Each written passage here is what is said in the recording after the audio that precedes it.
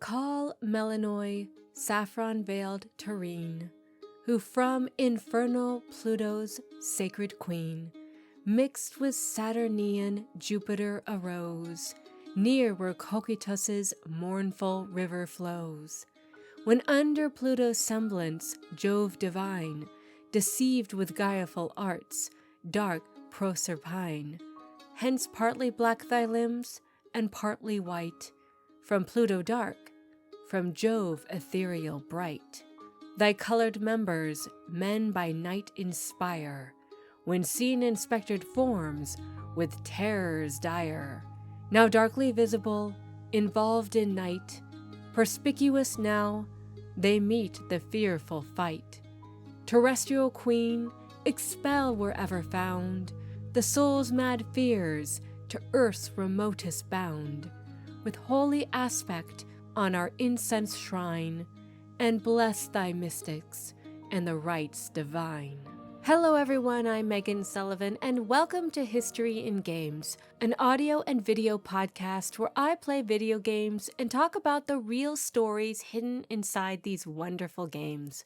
Today I'm going to talk about Hades 2, the sequel to the popular roguelite by Supergiant Games. If you enjoy this episode, please remember to follow History in Games on both your favorite audio platform and on YouTube at History in Games, and if you can, support me on Patreon at Meghan, M-E-G-H-A-N, R. Sullivan, S-U-L-L-I-V-A-N, and I'll keep bringing you all the video game and history goodness. Thank you. Now, as you may know, a couple of years ago, I did a History in Games episode on the shady origins of Zagreus, the protagonist of Hades, and it was a lot of fun, which is why I'm so excited to talk about Hades 2, which stars the sister of Zagreus, Melinoë. But before we talk about this mysterious new heroine, let's review what we know about Hades 2. This information comes directly from the developer's FAQ page, which you can find at supergiantgames.com. Hades 2 is set after the events of the original roguelike dungeon crawler, Hades. As the immortal princess of the underworld, Melinoë, a sorceress with a score to settle, you, the player, will explore a bigger, deeper mythic world while vanquishing the forces of the Titan of Time, Kronos, who has escaped his imprisonment in the depths of the underworld in order to wage war on Olympus. With the full might of Olympus behind you, you'll attempt to stop time, nice pun, in a story that continually unfolds through every setback and accomplishment. New locations, challenges, upgrade systems, and surprises await you as you delve into the ever-shifting underworld again and again. Hades 2 will be available in early access sometime in 2023. Now, when I first saw the trailer for Hades 2, I immediately shouted for joy. I love Hades, and I'm so happy that Supergiant Games is making its first sequel ever. But I admit I was a little confused by the new protagonist. The trailer never mentions a name, so who could she be? Well, since we see her wielding magic, at first I thought the character must be Hecate, the ancient Greek goddess of crossroads, ghosts, and witchcraft. And it turns out that wasn't a bad guess on my part. Hecate is in the trailer. She's the character with the pointy witch hat who's wearing a belt with a labyrinth motif and carrying a torch that doubles as a magical staff. But if that's Hecate, then who is this other person we see fighting in the underworld? Well, according to Supergiant's website, that is the Greek goddess Melinoë. Now, I admit that I had never heard of Melinoë, and that's probably because she's only mentioned in 2 sources from late antiquity. But since she's the main character in Hades 2, I thought doing a History in Games episode on her would be the perfect opportunity to learn all about this mysterious goddess. And since it turns out that she's closely associated with 2 other goddesses, Hecate and Persephone, I thought it was a great excuse to do more research on them as well. Thus, I'm dividing my History in Games coverage of Hades 2 into 3 episodes, one on Melinoë, one on Hecate, and one on Persephone. So if you're interested in Persephone and Hecate, stay tuned because I'll be doing episodes on them as well. But first, let's start with Melinoë, the most mysterious of the three. Like I said before, the reason Melinoë is so mysterious is because there are only two known sources from the ancient world that mention her by name. One is an Orphic hymn, written either somewhere between the 3rd or 2nd century BCE and the 2nd century CE. The other source is a series of bronze triangular tablets or tables found in ancient Anatolia that also mention Melinoë in association with other goddesses, including Hecate and Persephone. I find this last part of archaeological evidence really interesting, so let's talk about the tablets first. Actually, let's talk about one in particular, the Pergamon tablet. This bronze tablet was discovered in ancient Pergamon, today's Pergamos, located in modern Turkey, and dates to the first half of the 3rd century AD. The triangular construction and content of the tablet, which reiterates triplicity, suggests that it was used for divination. It has esoteric writing around its edges, a hole in the center, either for suspending it over a surface or supporting a statue, and depicted around the center of the tablet are 3 crowned goddesses, each with her head pointing at an angle and her feet pointing towards the center. The name of each goddess appears above her head.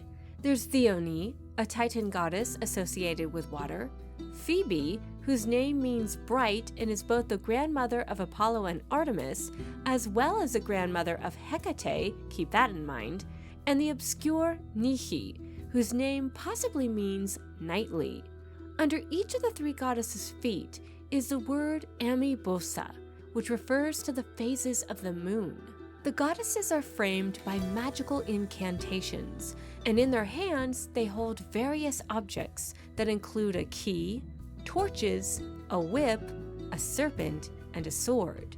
What's more is that around Phoebe, in a triple invocation, are the names Persephone, Queen of the Underworld, Leucophrene, a possible reference to the goddess Artemis, who had a temple in the town of Leucophris in Phrygia, and Melinoë, who according to Orphic tradition is a daughter of Persephone, which brings the total number of goddesses being evoked to 6.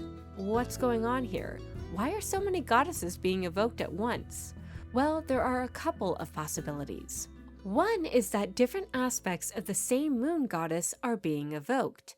The inclusion of the word Amebosa on the tablet, along with names like bright and nightly, strongly indicate the creator of the tablet is evoking a moon goddess. Ah, but which one? There is more than one goddess associated with the moon in ancient times. Well, since the names Leucophrene, a name for Artemis, and Phoebe, which is also sometimes a nickname for Artemis, are included on the tablet, it's possible the goddess being evoked is Artemis.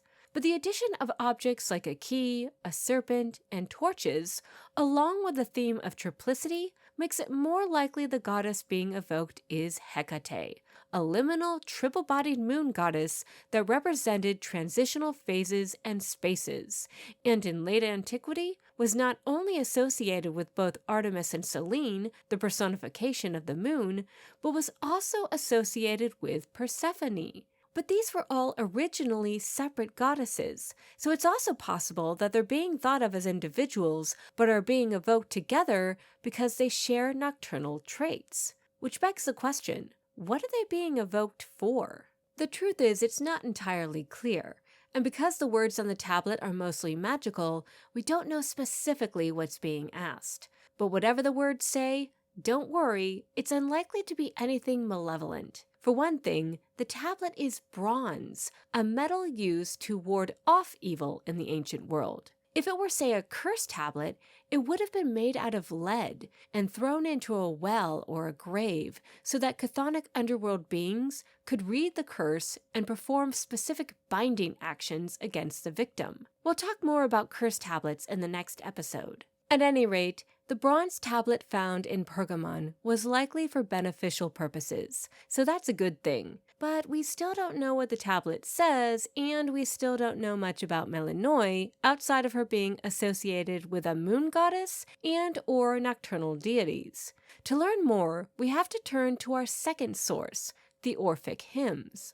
The Orphic hymns are a collection of prayers related to the mystery cult of Orpheus, whose central figure of worship is Dionysus Bacchus. There are nearly 90 of these hymns, and they're all addressed to the myriad gods of ancient Greece. And one of the hymns, the 70th hymn to be precise, is dedicated to a goddess named Melinoë, and it's here we can glean more information about her.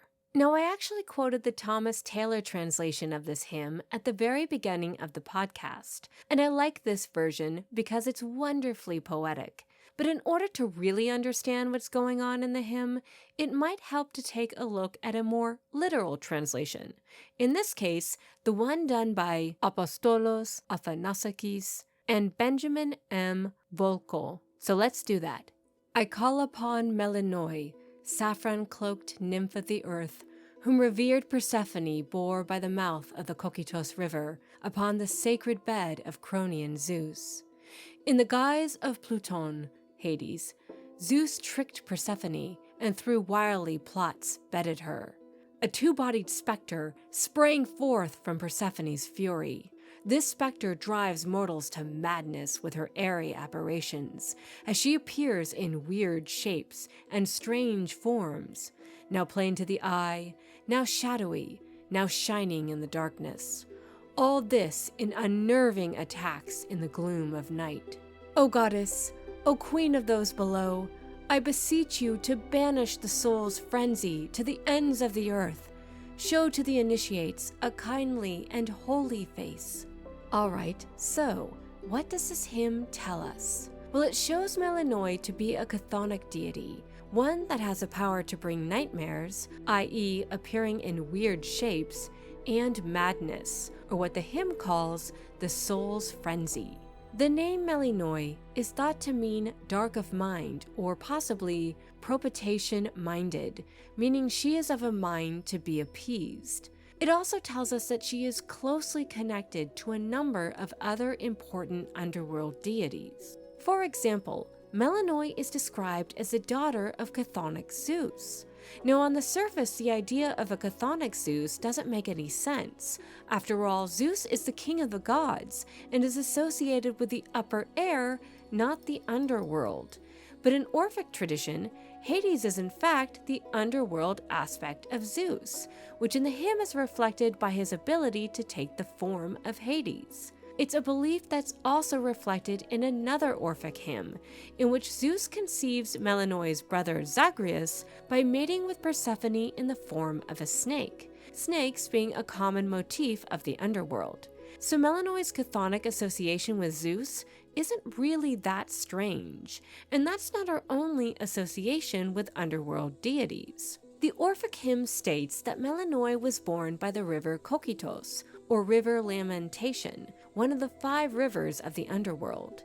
It's here at the river Cocytus where the god Hermes was stationed whenever he was acting in his role as Psychopomp, aka a guide who led mortal souls to the underworld. Now, at first it might seem strange that a messenger god is also a guide for the dead, but keep in mind Hermes is in fact a very ancient deity with strong chthonic associations, and is pretty powerful in his underworld aspect.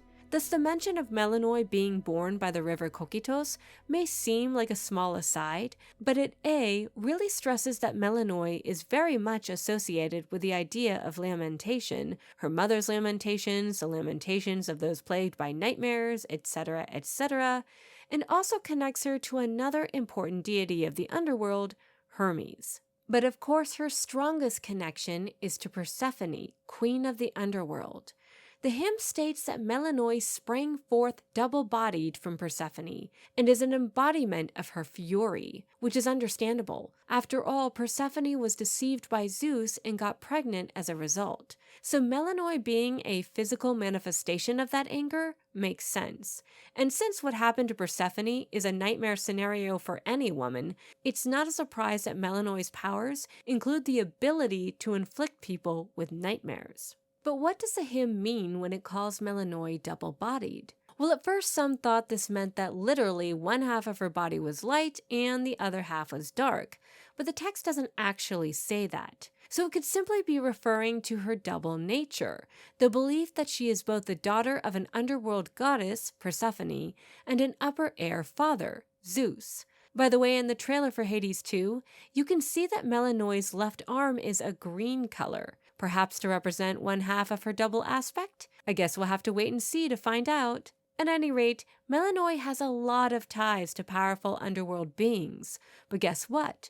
There's one more chthonic being that she seems to be closely associated with, and that is Hecate. Although on the surface it may not seem that way, since Hecate is never mentioned by name. But there's definitely a connection here. For one thing, Melinoë is described as clad in saffron, an epithet used in the Orphic hymns for only one other deity, the moon goddess Hecate. And like Melinoë, Hecate is known to bring about nightmares and insanity. And what's interesting is that Hecate and Melinoë are also linked through Hecate's association with Persephone.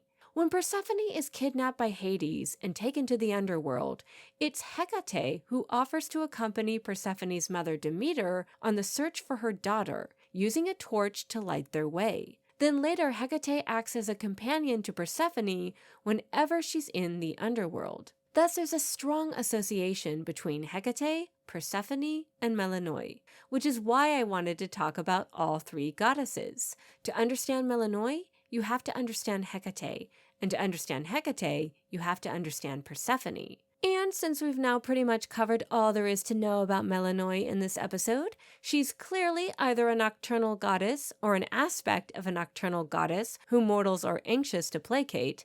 I think we can move on to the next episode, which will be all about Hecate, the liminal moon goddess of ghosts, crossroads, and magic. So stay tuned for that. In the meantime, what did you think of this episode? Did you learn anything new? Are you interested in Hades 2? Do you have anything to add about Melinoë? Let me know in the comments section. Thanks so much for supporting History and Games, everyone. See you later.